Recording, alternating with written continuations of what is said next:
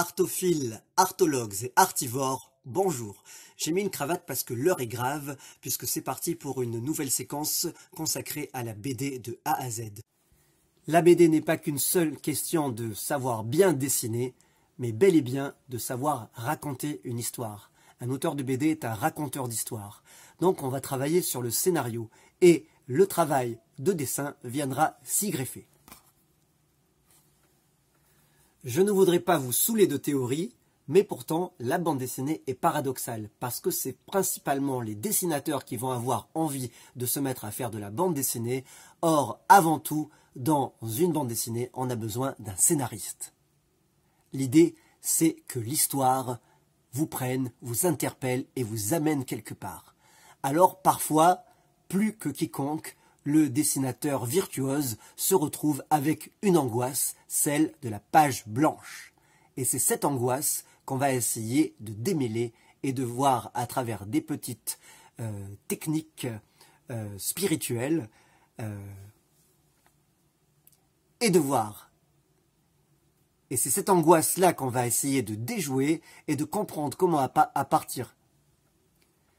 Et c'est cette angoisse-là qu'on va essayer de déjouer tout simplement par le travail et par de la méthode. Mais de la méthode sensible, comme toutes les bonnes méthodes, me direz-vous. Alors, que peut-on raconter là? Eh bien, voilà, je suis dans mon bureau et est-ce qu'on est un jour comme n'importe quel jour? Non. On est lundi 4 mai, il fait beau, c'est le printemps. Mais on ne peut pas en profiter. Et oui, parce que l'on est confiné. Et donc ce confinement comment dire, et donc ce confinement va être forcément dans l'air du temps. Ce confinement, pourquoi ne pas s'en servir pour créer un scénario? Alors, qu'est-ce que ça veut dire qu'un confinement? Ça veut dire qu'on est limité. On est limité dans notre liberté, mais c'est une question philosophique. Qu'est-ce que la liberté? Alors là, c'est vraiment avec le confinement, on peut traiter... je ne vais pas vous faire un cours de philo, bien que je sois passionné par ça également, mais là, on peut vraiment prendre ça comme exemple pour traiter la liberté. C'est pour notre liberté que l'on se met en boîte, en cage, en appartement, en maison. Et donc, ce confinement, il va nous créer un décor. Et je vais vous montrer ça. Et vous allez voir comment les apports théoriques et pratiques de dessin vont venir en fonction du besoin de la bande dessinée. Alors là encore, c'est paradoxal, puisque c'est bien sûr en étant à l'aise en dessin que l'on va pouvoir traduire ces idées en images. Là, ça s'apprend, hein, il faut me prendre du temps. Et justement, pour en revenir au confinement... Et justement, pour en revenir au confinement, l'auteur de bande dessinée ou l'amateur de bande dessinée, le BDphile, le BDvore ou le BDaste qui s'ennuie, c'est qu'il y a quelque chose qui ne va pas. Comme disait Baudelaire, l'art est lent et le temps est court. Eh bien, moi, je n'ai pas le temps de faire tout ce que je veux. Et le confinement pourrait être une aubaine, toujours est-il que je n'ai pas assez de temps pour faire mon œuvre. Alors, je vais vous faire voir comment on peut faire. Je ne voudrais pas vous saouler de théorie, mais pourtant, la bande dessinée est paradoxale, parce que c'est principalement les dessinateurs qui vont avoir envie de se mettre à faire de la bande dessinée. Or, avant tout, dans une bande dessinée, on a besoin d'un scénariste. L'idée, c'est que l'histoire vous prenne, vous interpelle et vous amène quelque part.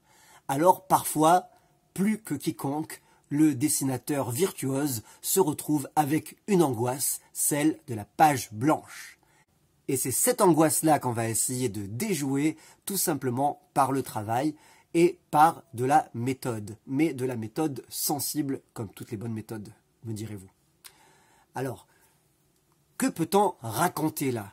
Eh bien, voilà, je suis dans mon bureau et est-ce qu'on est un jour comme n'importe quel jour? Non. On est lundi 4 mai, il fait beau, c'est le printemps, mais on ne peut pas en profiter. Et oui, parce que l'on est confiné. Et donc ce confinement va être forcément dans l'air du temps. Ce confinement, pourquoi ne pas s'en servir pour créer un scénario? Alors, qu'est-ce que ça veut dire qu'un confinement? Ça veut dire qu'on est limité. On est limité dans notre liberté, mais c'est une question philosophique. Qu'est-ce que la liberté? Alors là, c'est vraiment, avec le confinement, on peut traiter, je ne vais pas vous faire un cours de philo, bien que je sois passionné par ça également, mais là, on peut vraiment prendre ça comme exemple pour traiter la liberté. C'est pour notre liberté que l'on se met en boîte, en cage, en appartement, en maison. Et donc, ce confinement, il va nous créer un décor. Et je vais vous montrer ça. Et vous allez voir comment les apports théoriques et pratiques de dessin vont venir en fonction du besoin de la bande dessinée.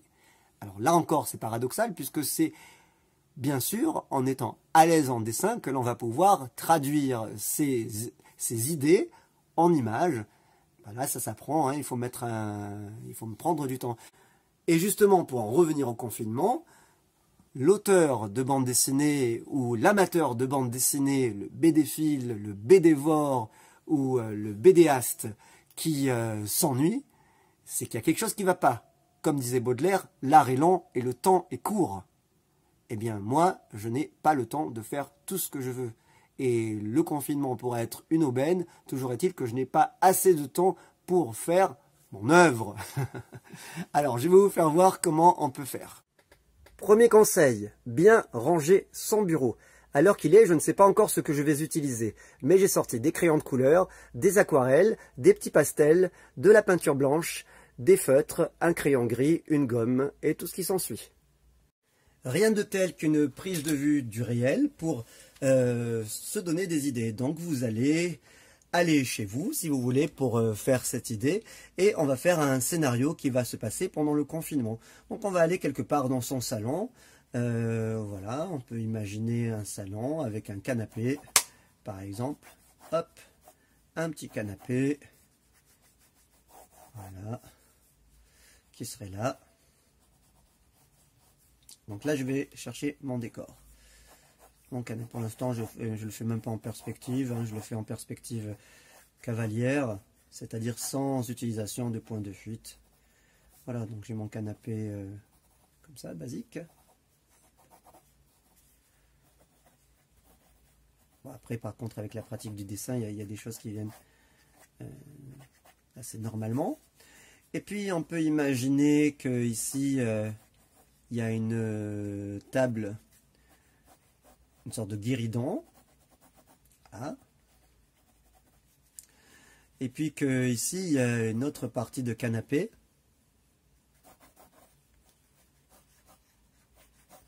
Qui serait là. Alors l'idée, c'est vraiment de partir du quotidien, de partir de quelque chose d'habituel, de normal. Voilà, on est en plein confinement. On ne peut pas sortir, on est chez soi, donc on a pratiquement tous un salon, plus ou moins grand. Voilà, donc, alors je ne vous cache pas que celui-ci s'inspire à peu de choses près du mien, mais pourquoi? Parce que c'est beaucoup plus facile hein, d'imaginer des choses qu'on connaît. Donc voilà, ici le meuble de dessert pour ça peut être n'importe quoi. Moi ici j'ai un appareil pour écouter la musique, une petite chaîne, une mini chaîne, voilà, des tiroirs, hop, voilà. Ici, on va dire qu'il y a une baie vitrée avec un jardin dehors, un jardin, un balcon en fait. Voilà, on va ici s'imaginer un transat, hop, une dessert pour le transat. Ici, le balcon.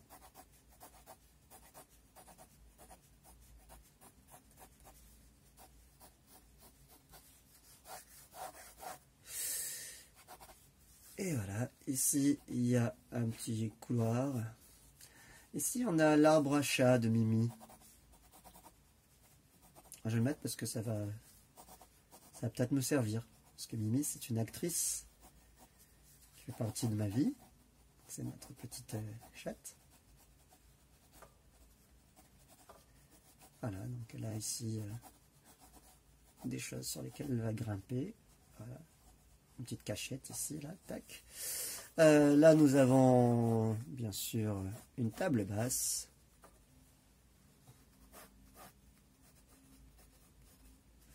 Avec dessus des magazines, la télécommande,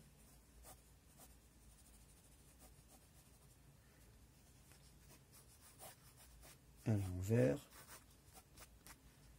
et derrière il y a des bidules. Bref. Là nous avons peut-être un tapis pour réchauffer cette pièce. Voilà. Donc là nous avons à partir d'ici, on a dit notre baie vitrée. Donc là on est dans l'espace extérieur. Ici ça donne sur l'extérieur, des plantes, etc. Et puis là on a, c'est une cuisine ouverte. Donc nous avons ici la table. Et puis des chaises.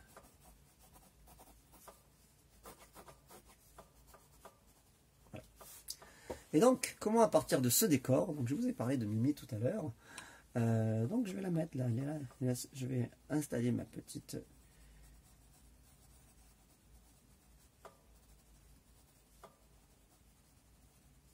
Mimi. Voilà, hop, elle est en train de regarder derrière elle, comme on le fait parfois.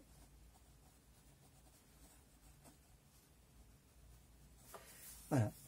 Et puis ici, on va mettre, moi j'ai deux garçons, mais on va faire deux enfants. On va dire, il y a une petite fille. On ne va pas la faire trop grande. J'efface. Gommi de pain. Gommi de pain, ça permet d'effacer sans trop effacer. Alors, on va commencer par installer le corps de cette façon. Donc voilà, premier travail. Mettre le buste. Mettre le fessier, les petites jambes, avec toujours une partie arrondie et souple pour les articulations. Voilà. Donc après, on peut, au départ, c'est des mannequins, donc ils sont un peu comme les mannequins en bois qu'on dessine, c'est-à-dire toujours un peu rigide, et puis après, on peut décontracter les attitudes. Voilà, donc ça c'est beaucoup trop grand pour une petite fille. On va dire ici c'est la maman qui est en train de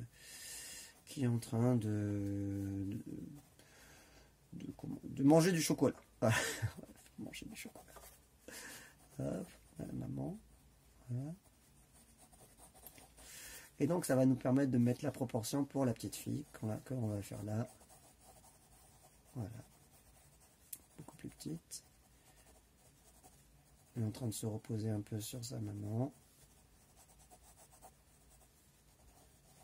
On prend la position exacte ensuite. Voilà, donc nous avons les proportions. Et puis là, nous avons, on va dire, un petit berceau. Je regarde si on voit bien dans la caméra. Voilà. Petit berceau ouvert. Voilà. Et à l'intérieur, il y a... Ah oui, mais un bébé, ça va pas. Non. Alors, vous voyez, voilà, je me suis aperçu que je voulais faire une idée avec un petit berceau, mais ça va pas, parce que dans un berceau comme ça, le bébé ne peut pas. Donc, on va dire un tout petit enfant. Un tout petit enfant qui a, voilà, qui a 2 ans, qui sait à peine marcher. Il est petit. Mais, par contre, il va pouvoir se mouvoir. Et du coup, éventuellement, se déplacer et prendre parti dans cette histoire. Voilà, donc là, pour l'instant, c'est pas une bande dessinée, mais j'ai fait une recherche de décor. On n'est pas tous obligés de faire ça. Vous pouvez le faire avec les moyens du bord, avec votre qualité, votre talent de dessin, selon le temps que vous avez passé à investir dans le dessin jusqu'à présent. Et voilà, là j'ai planté mon décor. Et mon décor, il va se passer là et il va se servir de tout ça. Alors moi j'ai une petite idée derrière la tête. C'est que ce confinement qui nous oblige à ne pas sortir sauf à heure imposée, eh bien, nous avons ici la maman qui a pris ses chocolats, on va dire, alors l'heure, on va dire, il est 14 heures. Qu'est-ce qui se passe à 14 heures? Ça c'est important, vous voyez la temporalité. Le jour, lundi, 4 mai 2020. Et en confinement. Voilà, on a de quoi créer un scénario. Et donc la maman, qu'est-ce qui va se passer? C'est que la maman, elle a pris... Pourquoi est-ce qu'elle est en train de manger ce petit chocolat ou son petit dessert? Je vais vous donner un petit indice. Voilà. Il y a ici son café. Et avec son plateau. Hop, là, une petite serviette sur les genoux. Et elle est, cette pauvre dame, complètement épuisée par le quotidien, et tout simplement parce que c'est l'heure de la sieste. Hein, c'est l'heure de la sieste, on a mangé à 14 heures, c'est le confinement, donc on se lève un petit peu plus tard, on mange pas exactement à midi, on mange vers midi 45, 13 heures, et puis là, qu'est-ce qui se passe?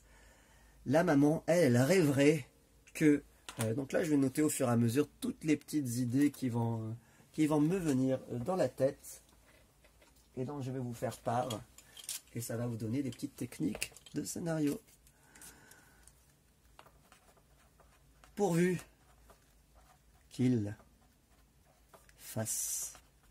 Qu'est-ce qu'il fasse? De qui parle-t-elle? De ces deux enfants. Qu'il fasse une sieste. Pourquoi? Alors bien sûr, ne pas passer pour une maman indigne. Donc elle le pense dans sa tête. D'accord? Mais les enfants, eux, à 14 heures, ils n'ont pas du tout envie de se coucher. Le petit qui a 2 ans, bah, il a envie de jouer à la balle, par exemple, ou à n'importe quoi. Donc je vais faire une petite balle. Et puis la petite qui a, on va dire, elle a 8 ans. 8 ans et on va dire 3 ans. Allez, hop. 8 ans et 3 ans. Et elle joue avec cet horrible objet qui est le fruit de notre société, de nouvelles technologies, d'information, de communication, comment dire, de consommation, de bien-être et de loisirs. Bref, elle est emprisonnée pas là-dedans. Voilà. Mais la maman, elle, la pauvre, eh bien, elle va quand même s'endormir. Eh bien, avec ce petit ballon, on va faire quelque chose. Peut-être que, hop, le ballon, il va partir par là, que l'enfant va aller le chercher, que Mimi va aller voir par derrière ce qui se passe, et que peut-être derrière le canapé, dans un endroit obscur, il y a un passage. Et alors là, le scénario est ouvert. Est-ce qu'on va aller chercher quelque chose? Est-ce que la petite de 8 ans ne va plus trouver d'un coup ses frères et sœurs et du coup, pendant que la maman dort, va aller les chercher? Et donc là, on est aux prises avec le monde du fantastique, avec le gouffre. Et ça nous rappelle, bien entendu, Alice au pays des merveilles. Et là, imaginez-vous, tout peut se passer. On n'est plus dans un appartement, mais on a une porte qui va ouvrir avec le monde de l'imaginaire. Donc voilà ce qu'on va faire. Je vais vous proposer le scénario suivant.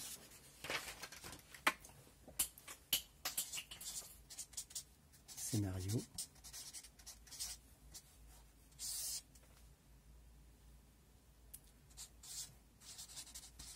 sur votre décor habituel.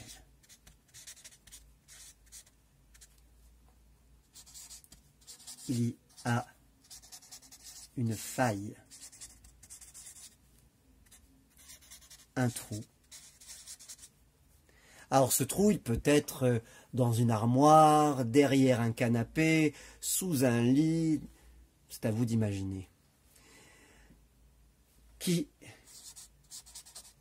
amène vers un autre univers. Pourquoi ne pas imaginer aussi que, rentrant dans ce trou, la personne se retrouve dans l'endroit le plus beau pour elle, celui qui est l'objet de son désir, là où elle voudrait être, retrouver ses amis, aller dans un magasin qui pour le coup est son magasin préféré et qui va être vide, repartir à l'école et voir que l'école, la petite école qu'on aime et qui donne le quotidien, qui est un peu stressant, ben là ça va pouvoir devenir un terrain de jeu. Et puis il va falloir aussi qu'on règle le problème, va-t-on pouvoir revenir? Donc moi, ce que je vous propose à partir de ça et de ça, c'est soit de me suivre dans le storyboard que je vais créer à présent sous vos yeux et que vous allez pouvoir interpréter avec votre propre style, avec vos compétences. Je vous rappelle qu'il n'est pas question ni de juger et que, bien entendu, c'est comment dire, chacun dessine avec ce qu'il a, avec ce qu'il veut. Le but, c'est le plaisir de développer son art, son artisanat. Et donc, soit pour les plus petits ou pour ceux qui ont moins envie de réfléchir, vous pouvez vous baser sur mon esquisse et mon storyboard et le développer. Soit vous pouvez vraiment prendre la substantifique moelle du sujet et puis l'interpréter à votre façon. Je pense notamment aux plus grands. Alors c'est parti. On va faire notre petit storyboard.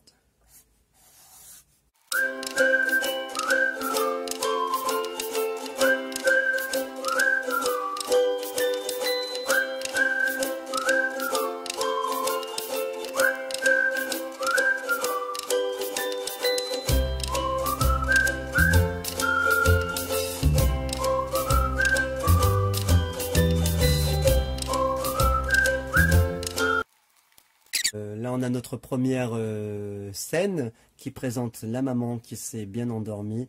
Et en fait, tout le monde est en train de dormir. J'ai oublié le petit ballon. Mais d'ailleurs, ce que je pense, c'est que le ballon, il va peut-être faire un truc. Et je vais, voilà, pour des effets scénaristiques. Voilà, vous voyez qu'on trouve les choses au fur et à mesure. Je vous ai pas mal entretenu à propos du portable au départ. Voilà ce que je vais faire. C'est que je vais virer le portable là et le mettre là. Voilà. Donc nous avons notre portable qui est là. Et donc ça va nous donner un élément scénaristique pour enchaîner. Donc là ça mérite bien une demi-case. Dans lequel on va faire voir, on va partir dans la moitié de la moitié, donc un quart de case. Et là, on va montrer notre petit guéridon qui est ici, avec le portable qui est là, portable de cette petite qu'on appellera Alexandra. 8 ans. Et voilà.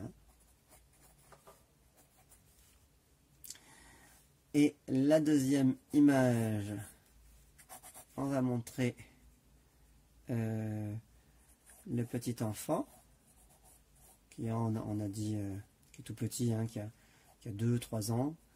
Et lui, donc il est là et il joue avec son ballon. Si bien que son ballon,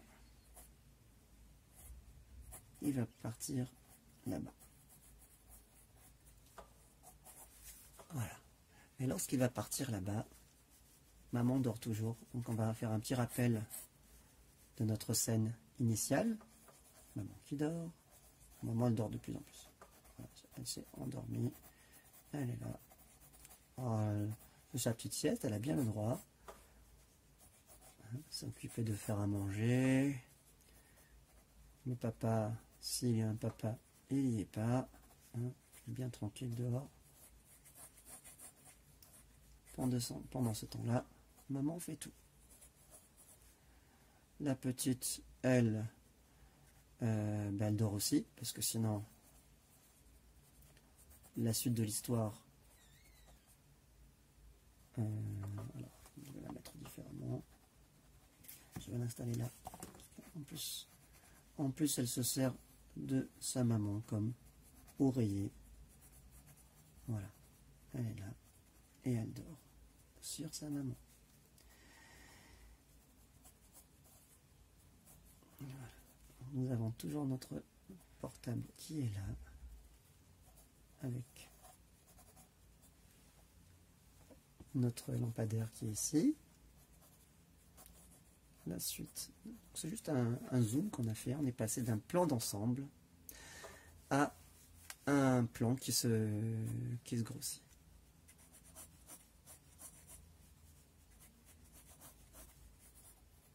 Donc là, voilà, on peut jouer sur les perspectives si on veut. Alors, on a notre télécommande, nos livres, nos magazines. Voilà. Et le petit, lui, son ballon commence à aller là. Et donc forcément, il descend pour aller le chercher.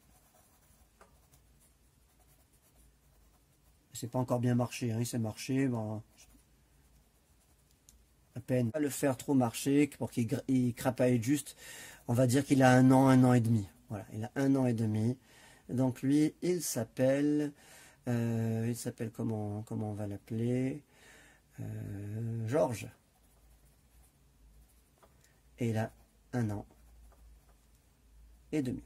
D'accord? Et donc là, Georges, son ballon, il est là. Donc il va essayer de faire des pieds et des mains pour aller le choper. Et bien entendu, ce qui devait se passer, ce qui devait arriver, arriva. Et Georges, dans une, comment dire, dans une difficulté de préhension, il va prendre du petit ballon.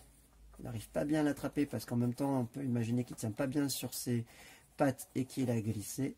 Donc le ballon, il va par là et le portable, il chavire. Le portable chavire. Voilà. Première page. Portable chavire. Et là, il va derrière. Sauf que derrière, alors, le mieux c'est de ne pas faire voir le portable en train de chavirer. On laisse une trace. L'action, on la présente toujours avant ou après, pour que ce soit plus... voilà, on fait une ellipse temporelle, donc il y a beaucoup plus d'imagination. Il est là. Et on peut laisser tac. Et donc là, nous avons planté notre décor et notre histoire, puisque le portable est allé derrière. Et derrière, bien sûr, il y a le trou, il y a le gouffre. Qu'est-ce qui va se passer derrière tout ça? Eh bien, ce qu'il va se passer derrière tout ça, c'est vous qui allez me le dire. Hein, le petit Georges, il va crapahuter, il va aller chercher le portable, il va rentrer dans le gouffre pour chercher... Enfin, il ne va pas chercher le portable, il va chercher son ballon. Ah ouais, alors attends, là il y a un petit problème de scénario. Eh ben, c'est pratique, puisque, non, Georges, il s'en fiche du portable. Georges, ce qu'il veut, c'est son ballon. Et son ballon, est-ce qu'il est tombé avec? Non, il va juste récupérer Ben voilà, il va récupérer le ballon, mais il va tomber aussi.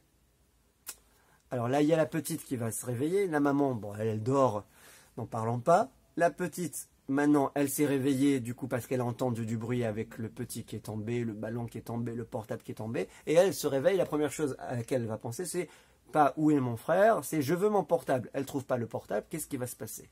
Eh bien, qu'est-ce qui va se passer? Eh bien, trouvez la suite. Et quant à moi, je vais vous terminer cette petite planche d'ambiance.